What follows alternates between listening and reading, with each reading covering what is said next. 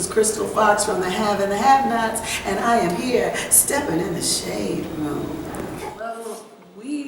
Well, I can't speak for everybody. I know I cannot wait to finish the rest of this season. The fourth episode comes out tonight. Yeah, it's right. It's not the third, it's the fourth. Every Tuesday. Can I tell you something? Out of all of the seasons we've done, now when we shoot, sorry to say, we shoot it all together, and you all are going to see it as two separate seasons.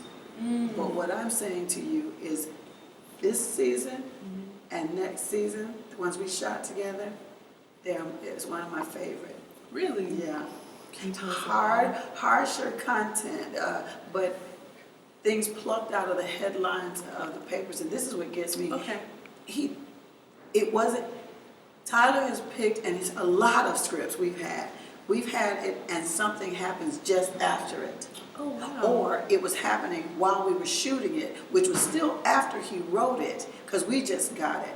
And you're just like, oh my gosh, this is just like, and maybe that's why it was my favorite. Yes. But this one in particular, some of the things that were in the public eye were so timely and so sensitive and violent, but real, that I hadn't seen all of those elements necessarily portrayed on television before.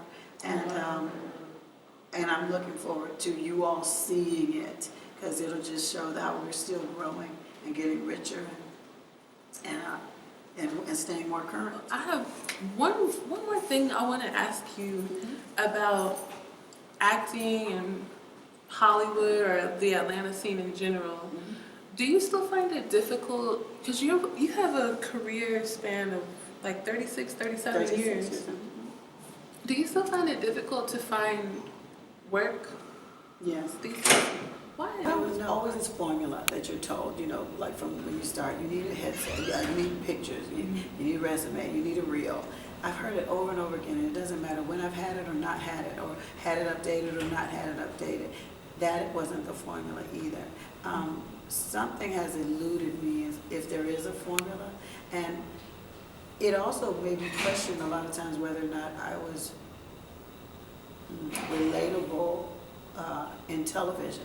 As a matter of fact, I was thinking this particular opportunity would let me know whether I should just focus on theater or not, because I didn't know if I was relatable to TV, because I would never get a lot of auditions or calls for anything.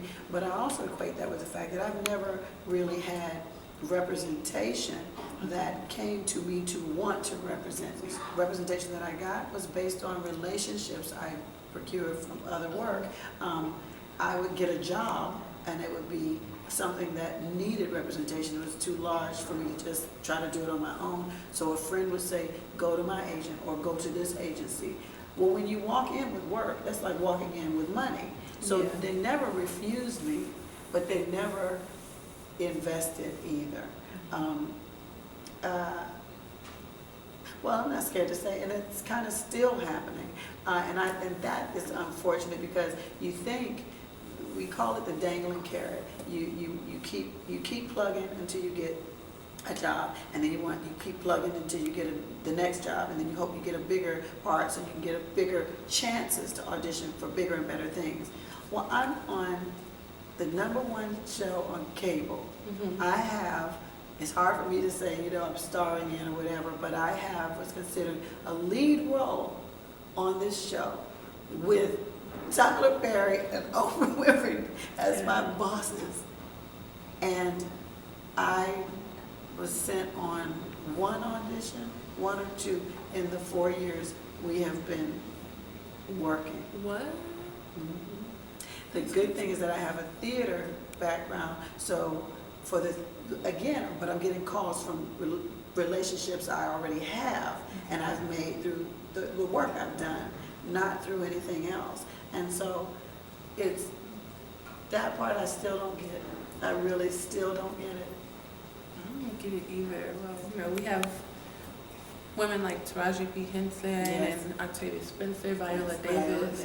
I think sometimes, it's a little bit of it just being your time too. Exactly. And I think, the women that I just named are great examples of that. So it's your time. So. I think so. And let me say this, I'm very happy to say that. I'm so proud. I guess I called Viola a friend when I was by, and and I know she's got my back. When I got ready to do the series, I went to talk to her about it because I was worried about the responsibility for the length of a series, you know. And so we talked a little bit, and she was great, and I called her my friend, and I felt honored. She and her husband renewed their vows and asked me to sing at the wedding. So I did do that. So I love her. So to watch all these things happen, I do feel like at her vow renewal, I got to meet Octavia, who she walked up to me. She's very gracious. And the first thing she said, before she said anything, she was like, "Hey, you should be singing for this movie," and it would have been for Hidden Figures. So they were filming that here. So now when I saw the movie, I was like, that's the movie. And I think Viola's going to get the Oscar this year.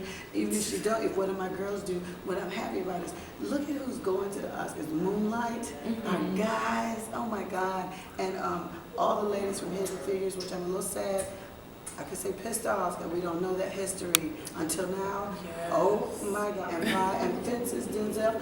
First of all, I got a chance to meet and hang out with August Wilson about 2 or 3 times. So I've done about 7 of the 10 plays. I love his work. Worked with Kenny Leon, who has worked with him for all these years. And Kenny is from Atlanta.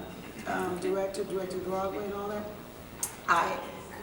I'm so grateful that Fences, the fact that it's even a movie and is up for an Oscar in the same lifetime that I knew August when he was finishing all of these plays and knew he was going to be legendary, and now he is fantastic. So that gives me hope and it's inspiring. But I'm biding my time. And Tyler said to me once, I don't get too caught up in whether I'm acknowledged or not.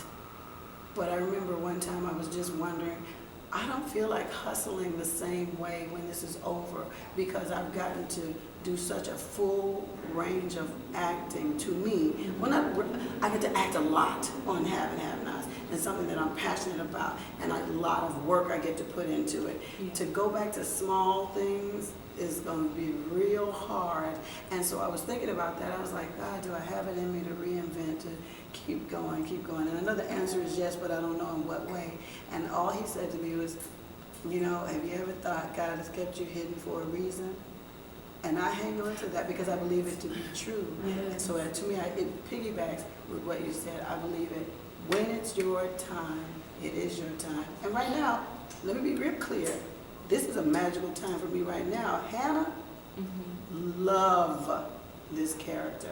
And it's a character of a lifetime for me, yes, right at this point of my life. I love it. And then to be able to do it at home in Atlanta is awesome.